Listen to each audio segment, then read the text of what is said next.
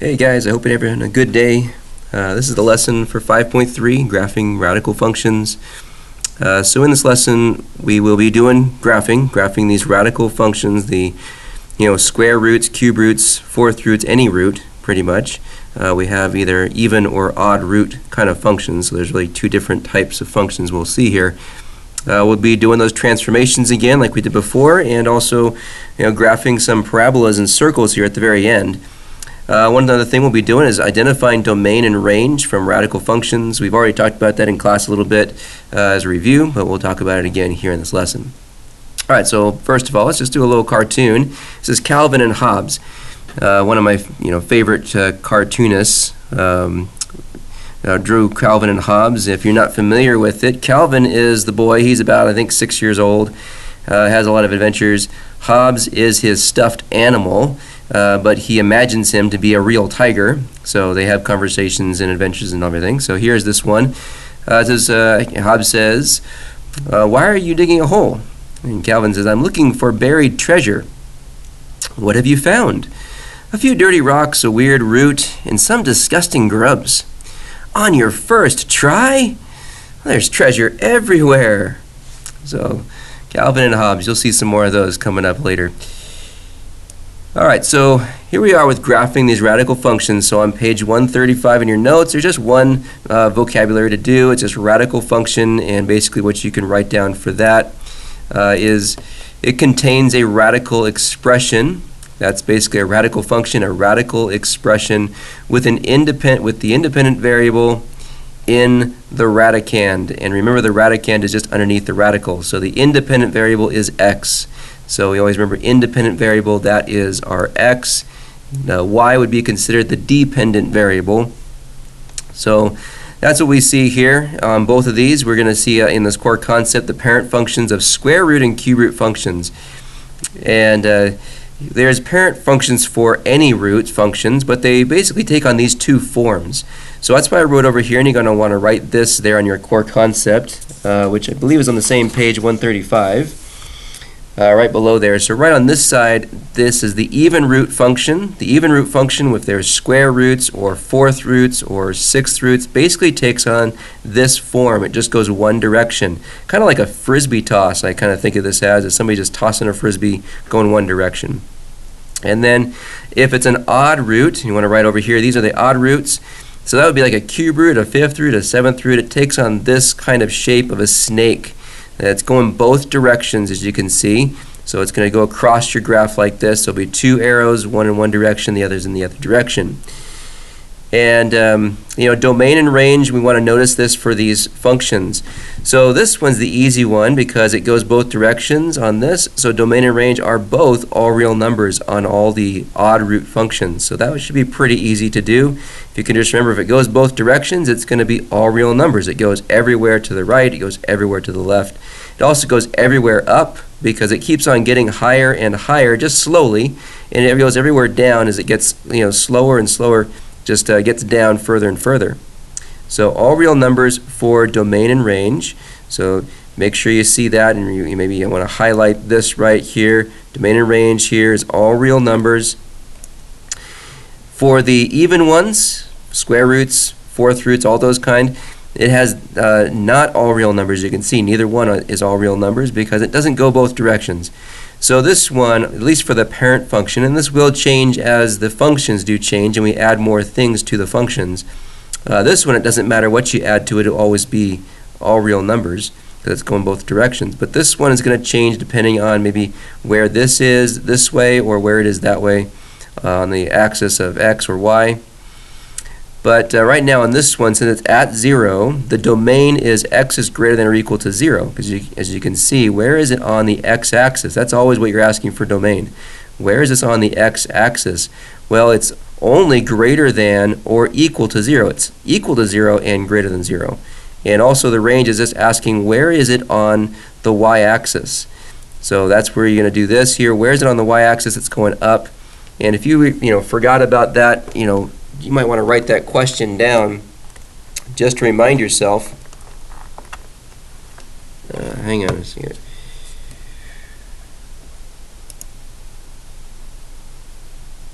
So you might want to write down for domain, that is, domain over here, you might want to put it as a note here.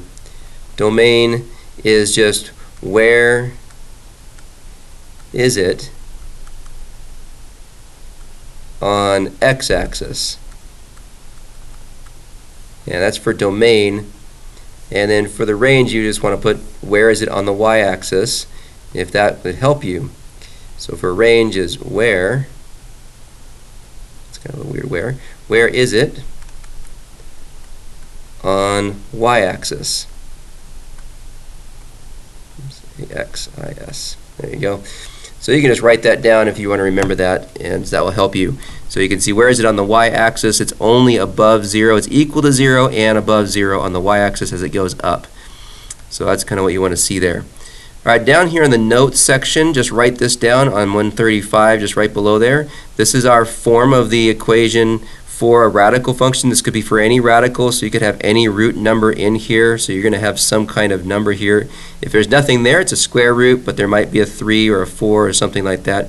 So that will end up taking, I'll just put n there to say we'll have some kind of root there.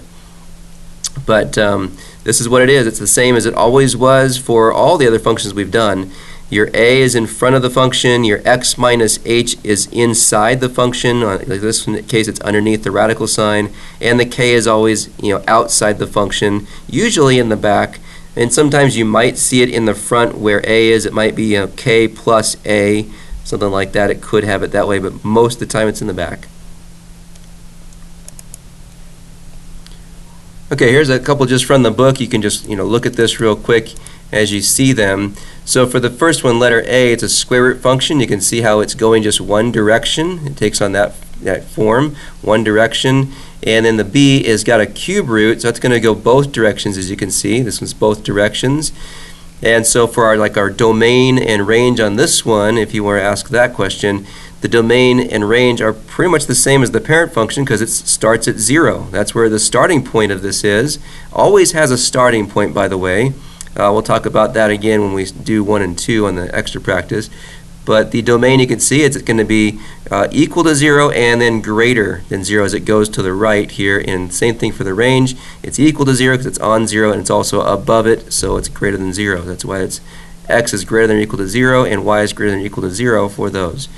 And this one, since it's going in both directions, as you can say, domain and range are all real numbers. So that's just very easy when it's the odd ones for domain and range because it's going to go both directions, all real numbers. It goes everywhere this way, everywhere that way, everywhere up, everywhere down. So it's going, where is it on the x-axis? It's everywhere. Going both directions. Where is it on the y-axis? Everywhere. Okay, so number 1 and 2 on the extra practice. So you can turn a page. This is on page 137 there in the notes. So page 137. And we're going to graph these two. So the first thing to do is to draw your coordinate plane. Just go ahead and put it right down the middle, right across the middle for number 1. And this one we want to notice, first of all, that the root is an odd root function. So kind of what this is going to look like is going both directions. We know this is a both direction kind of one. It'll take on that kind of characteristic. And we have a -3 inside here and a +1 here.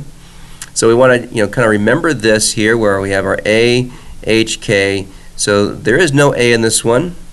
There is an H. There actually is an A, really. I guess there is an A. The A just happens to be inside there with the X. So there is an A right here. This -3 would be considered an A. It just happens to be inside. There is no H, so there is no plus or minus some number after the X. There is the +1, which is a K number. So we need to talk about that. So the first thing is your first point. What's our first point? Well, since this one is going to be going both directions, instead of calling it a starting point, I'm going to call it a middle point. So we need to find our middle point. So you can write that down, and that middle point is h comma k. So we always start with h comma k for our first point, and in this case it's going to be the middle point because it's going both directions. So if we just look for h and k, well h, there is no h in this one, so h would be 0. K is the +1, so you can see it's just going to be 0, 1. There's our first point. We can plot that on the graph. Let's do that later though, after I'll plot the whole thing all at once. So now we need to find pretty much just 2 more points after this middle point. So we're going to put down a little table of values, a little x and y t-chart. And the first point that we're going to try is we need to try to get something that's going to be a nice, easy number here to work with. So we need to be a little strategic here. I'm not just going to say, let's try 1, let's try 2. We need to try something that's going to make this underneath here a perfect cube number, so that way this will become a whole number here. So we need to remember our cube root numbers, our perfect cube numbers, which would be 1, but obviously we're not going to use 1 here in this case.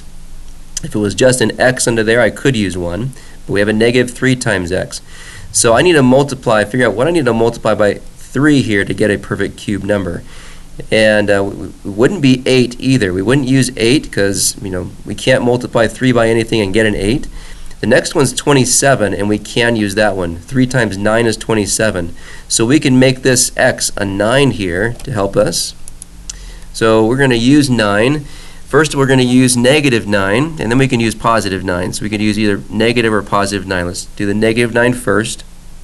So as we do that one, negative 3 times negative 9 will give us a positive 27.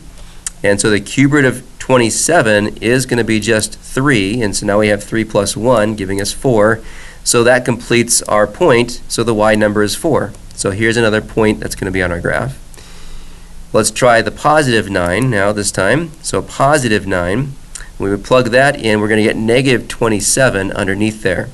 So negative 3 times positive 9 gives us a negative 27. The cube root of negative 27 is negative 3.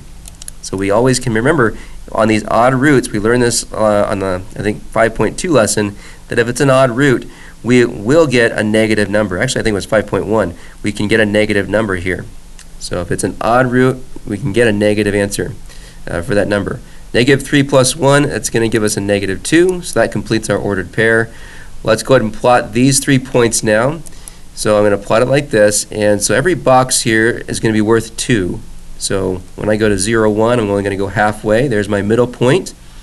Negative 9, 4, so this is going to be 2, 4, 6, 8. There's negative 8, negative 9, and then up 2 boxes for 4. There's our point there for negative 9, 4. And then 2, 4, 6, 8. This will be 9. And then down to negative 2. There's that one. And then you just draw it this way. There's your going both directions. Now, after we graph the function, it says to identify the domain and range of each function. So the domain and range of this one should be pretty easy to do. Remember what it is? It is all real numbers. Exactly. So goes both directions, it's going to be all real numbers. All of the ones that have an odd root will be the all real numbers. Okay, number 2, that one looks a little bit different. It doesn't have the radical, so what we really should do is kind of change this form so it does have a radical, so it will kind of match our form here with the radical. It has a fraction exponent, which we can turn this now parenthesis part that's being affected by the fraction exponent into a radical.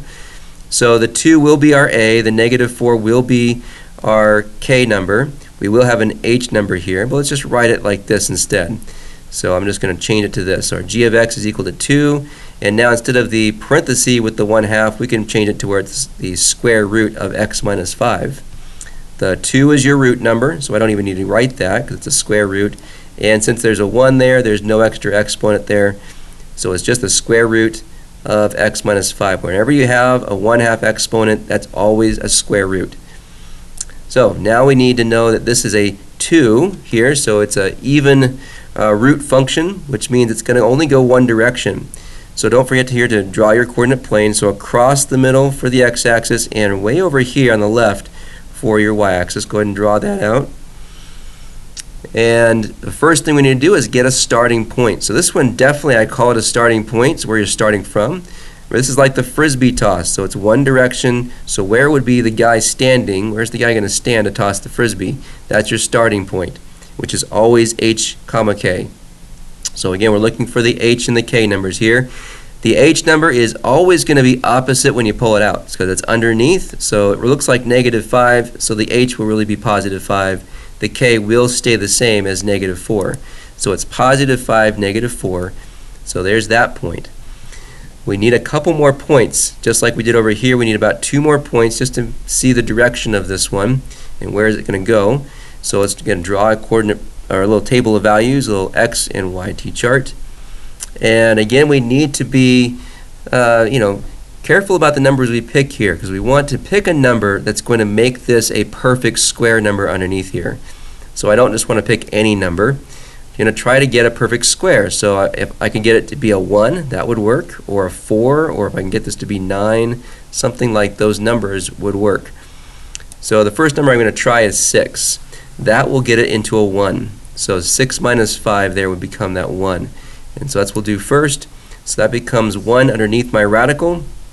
So 2 times the square root of 1. Square root of 1 is 1. So 2 times 1 basically is just 2, and 2 minus 4 would be negative 2. So that completes that ordered pair, gives us a y of negative 2. And now let's try another number. You need to think of another number that will make this into a perfect square. Now, here's something we can't do. I cannot make this into a negative number. This one I was able to. See how we got a negative 27, and that worked okay. This one, if it's an even root, this cannot be a negative number, because remember back from 5.1, we said if it's a negative under here on an even root function, there's no real roots for those.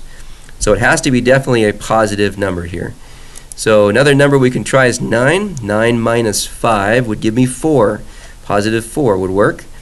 And so 2 times the square root of 4, and the square root of 4 is 2. So this is really like 2 times 2 here. So 2 times 2 is 4, and 4 minus 4 is 0. That completes that ordered pair, 9, 0. So the y is 0 on that one. And now we're just ready to plot our points. So plot the points and connect the dots, and we'll find what the graph should look like. So again, we're going to be, this one is not going to be, since every box is worth 1. So 1, 2, 3, 4, 5, and then down 4 for this one. So every box is worth 1. And then 6, negative 2, so we come over to 6, and then down 2, and then all the way over to 9, and right on the x-axis at 9 zeros right there. And you start from your starting point, and then it's just like a frisbee toss. You're tossing it up, just draw an arrow at the end. Okay, so we still have to identify domain and range. Starting with domain, where is this on the x-axis? So that's what we're trying to figure out. Where would it be on the x-axis? So as we notice here, that's always going to be based off of these numbers up here. So our x number is 5. It's going to have something to do with 5. So it's going to be, it's going to the right, so it is greater. It's equal to 5 and greater than 5. So x is greater than or equal to 5.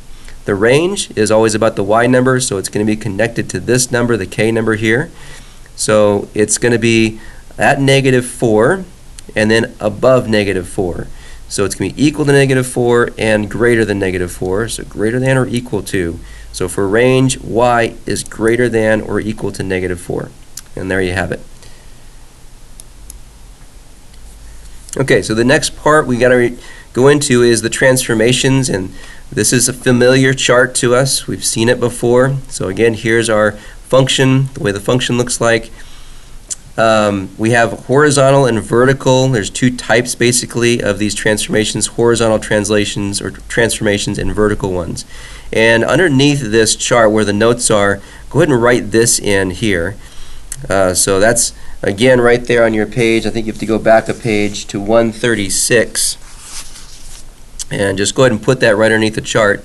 So the vertical is always found on the outside and the horizontal is there on the inside. So anything on the inside, that's going to be a horizontal, either translation, reflection, or stretch or shrink.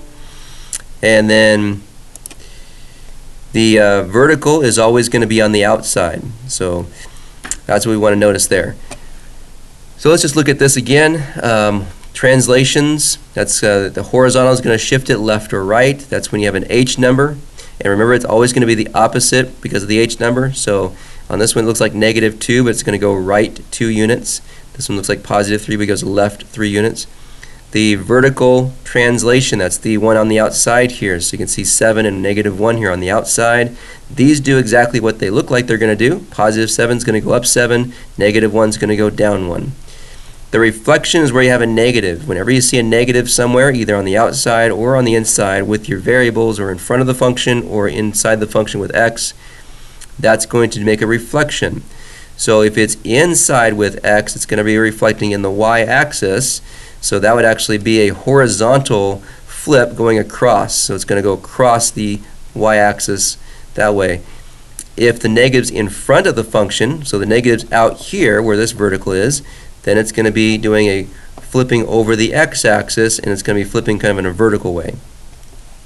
And then we have our stretching and our shrinking. That's where the numbers are going to be in there. So if you have numbers on the inside there, kind of like we saw in number 1, we had a number in there, -3. That's going to be a horizontal stretch or shrink. But again, remember they're like the opposite though when you kind of pull them out. Sorry about that with the bell. So you can see it's going to be, this one has got a 3 here, but the factor is 1/3. So it's always the reciprocal when you want to know what the factor is when it's on the inside. This one's 1/2 in here, so the reciprocal of that would be 2, so it's by a factor of 2. And just remember that the stretch and the shrink are determined by the factors here. So if your factor is less than 1, like this 1/3, it's shrinking. If it's more than 1, it's going to stretch. The vertical ones are just where the numbers are now on the outside. It's out here where the A number is outside. And these ones are what they appear to be. So this is 4, your factor is 4. This is 1/5, your factor is 1/5. The only changes are happening with the horizontal. So that's the only time it ever changes. And again, the same thing applies here. If it's greater than 1, so it's going to stretch. If the factor is less than 1, it's going to shrink. Okay, here's just a couple from the book examples. We'll just take a look at these real quick. So here you're going to describe the transformation. It says then graph the function, but let's just describe the transformation here. So this one's got an H number and a K number. That's the only thing different from this parent function. So it's going to be doing some of those translations. And so that's what we would want to say. It's going to have translation 3 units to the right and 4 units up. So this is a -3. It looks like a -3, but it really is going to go right 3 units, and this one's going to go up 4 units. On this one, what's different here is it does have a negative and an 8. So the negative sign is going to be talking about a reflection. The 8 is going to be talking about a stretch or a shrink. It's going to be horizontal stretch or shrink because it's on the inside, and that will actually be a factor of 1/8 because it's on the inside. So that's what we're going to see here. So there's those graphs. There's the parent function, and the other one goes one direction because it is a square root. And here on this one, shows you the A number is -8, but it's on the inside. So that's what they're saying here. It's going to be a horizontal shrink because the factor is 1/8, because we have to make the other reciprocal, and then it's going to reflect in the y-axis because the negative sign is on the inside. If the negative sign was on the outside, we would have said the x-axis. And here's the graph again. So here's our parent function f in black, and the new one here is in blue, going both directions because it is a cube root function. Okay, so back on page 137, here's number 3. We're just going to describe the transformation from this f function to this g function. So what is new? What is different about it? Well, what's new is it's got basically a negative sign here and a negative sign here. It used to be positive, now this is negative. So that's a little bit different.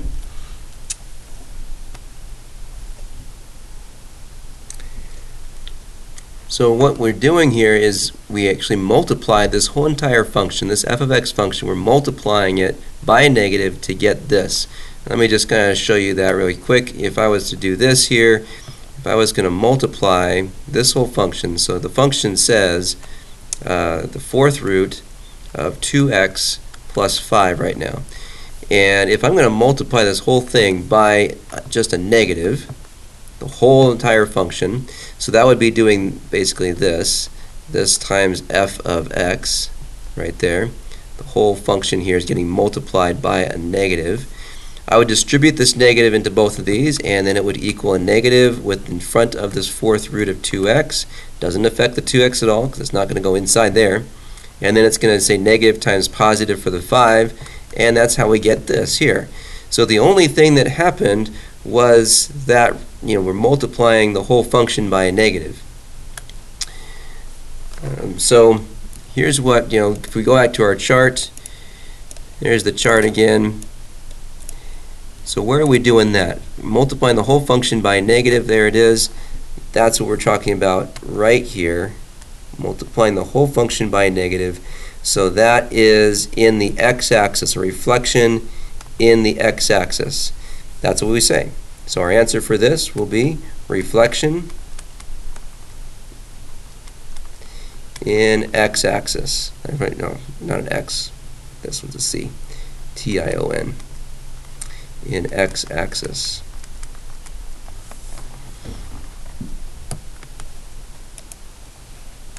Okay, so here's another example from the book. It says, let the graph of G be a horizontal shrink by a factor of 1/6, followed by a translation 3 units to the left of the graph of just this x, the cube root of x. And wants us to write a rule for G. So it wants us to write a new kind of function for G. Here's the parent function. If we do these two things, these two transformations, what's the new function going to look like? So the first thing we'll talk about is this horizontal shrink by a factor of 1/6. Well, since it's horizontal, as we put that back into the function, it's going to have to be the reciprocal of 1/6 because it's horizontal. If it was vertical, it would not change. It would stay 1/6. So that's the first thing they're going to show you here, is that this now has to be 6, and we're going to multiply it on the inside. Horizontal is always on the inside where x is. So we're going to multiply the x times a 6 on the inside. And so what we're going to do here with this is we're going to replace the x in the function here of this parent function with a 6x. And so that's what they do there. So now it's the cube root of 6x. That's just doing that first transformation. The second one is the translation 3 units to the left. So that would be going to the left in the negative direction, horizontal. So if we know it's horizontal, we know it's also going to be in there. It's an h number. And since it's in the negative direction, it's always opposite when it goes in. So you think of it as a -3, but really when you plug it in, it's going to be +3. So it's going to be x plus 3 for this one. So you're going to add 3 to the x in the function now. And so now this is what we got to put into our function here where we had 6x. So we're going to replace the x now with an x plus 3. We're going to do that kind of step again. And so it will say now 6 times x plus 3. And so the last thing to do now is just the distributive property of distributing 6 into this parenthesis, still keeping the cube root there.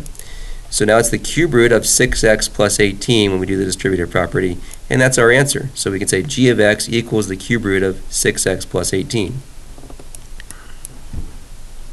Okay, so number 4, here we go with write a rule for G. If G is a horizontal shrink by a factor of 5/6, followed by translation 10 units to the left of the graph of f of x is equal to the cube root of 15x plus 1. So see, there's two things, so we're going to be doing two things just like the example showed us. A horizontal shrink, so that's the first thing we got to realize, it's a horizontal shrink. We'll do that first now by a factor of 5/6. So our factor here is 5/6, which means since it's horizontal, we got to see the reciprocal of that is what's going to go in. The reciprocal of 5/6 is going to be 6/5, so we're going to change it to 6/5. And that's what's going to go in where x is. So it's going to kind of be this right here, 6/5 times x. We're going to replace the x that's here in this function with a 6/5 x. So we'll do that first. So g of x equals the cube root of 15 times 6/5 x, then plus 1. So now we have to multiply 15 times a 6/5 to kind of simplify this. So as we do that, we can cross cancel 15 and 5. So the 5 becomes a 1, and the 5 goes into 15 3 times, so that becomes a 3. And so the only thing left to multiply now is 3 times 6, so that would be 18. So 15 times 6/5 is 18. So we can now change this to an 18x for inside our radical. So now it's going to be underneath here 18x plus 1. So that's just doing the very first thing. If that's all there was to do, that would have been our answer. But there's still one more thing to do here, followed by a translation. So we have the translation 10 units to the left of this graph. So 10 units to the left, that means we have an h number. It's a translation to the left, so that's horizontal. So it's going to be an h number. Our h number is -10 because the left means it's going in the negative direction. But as we put that into the parenthesis with x, that's actually going to change to x plus 10. So we got to realize that x plus 10 is what we're going to replace the x with here. next to the 18. And so we're going to put that into our next one. So our next one we're going to write down here is g of x is equal to the cube root of 18 times x plus 10, then the plus 1. So now we just need to do the distributive property with the 18 here, and that will give us an 18x, and then 18 times 10 is 180. And then the last thing to do is just add the 180 and the 1. So our final answer here will be g of x is equal to cube root of 18x plus 181. So there's our final answer. That is the rule. So it says write a rule for g. That's the final rule we get for g after these two translations. Okay, a little joke of the day. What do you give a sick bird? Tweetment. So there's our joke of the day. That breaks it up a little bit. So, but we have only 2 more problems to do. So let's jump into what those last 2 problems are. Okay, so for our last couple of problems, here's a couple book examples. It says to use a graphing calculator to graph this. Well, they're first going to show you that you could solve for y first on this one. And so they're going to be multiplying both sides by 2 first, and then taking the square root of that. And so when you take the square root, you do get plus or minus on that one. There's 2 possible ones you can have there when it's a square root. And so then they're going to graph both functions. This one that's a positive square root, and the other one's a negative square root. And that would kind of be 2 branches now, and these are going one direction for each one, but it's kind of combined together to make a parabola, and you can see there it makes the parabola. So the first one would go up this way, the other one's going to go down this way, but it creates a parabola, just a U-shaped graph here. And it wants to identify the vertex. We can identify that definitely as 0, 0, and the direction that it opens is opening to the right. That's all that one was. This next one wants you to graph the circle. This is a circle graph. You have x squared and a y squared. There is a little easier way to graph a circle, and I'll probably do that when we do the last problem, number 6. I want you to identify radius and the intercept. So they are going to solve for y again. You can do that.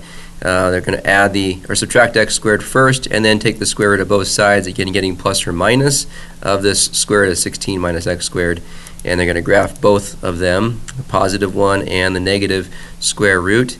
And that's going to give us kind of 2 things. So the top one here would be this positive one, the bottom one would be the negative one, but it creates a circle here.